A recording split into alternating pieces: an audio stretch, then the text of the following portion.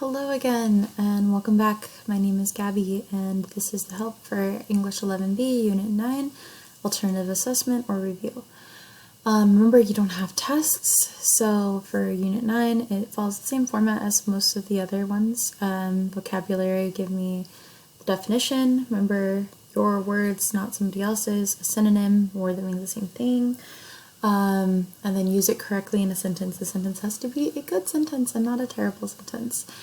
So the first word is ample, the second word is appease, the third word is benign, docent is the fourth word, epiphany is the fifth word, furtive is the sixth word, punitive seventh, refuge 8, repent 9, shard 10, subsequent 11.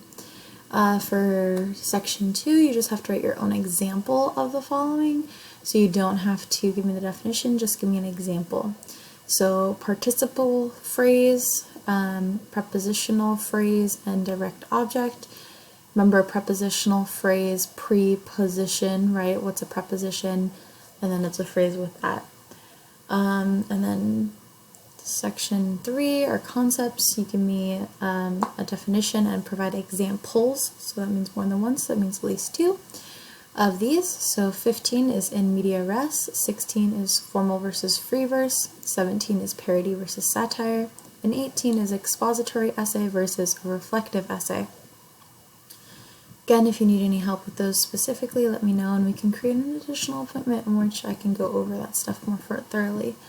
19, give 2 examples of American writers whose work look towards the future. So that's pretty easy, but remember complete sentences, so don't just give me the name of an author and then the book. Tell me why it looks to the future in complete sentences. That one's really tempting to just plop down some answers. Reread the poem Camouflaging the Chimera. Analyze the poem by describing the speaker. So who's speaking, not the author, right? The speaker, who's speaking. What do we know from them from the poem? What do we know from them from any directions or anything like that? But don't write about the author. The tone or the mood of the poem, does it sound happy-go-lucky? Does it sound sad? Does it sound jovial or fun? And then details that show the speaker's style. So how is it the speaker style is different from others, right?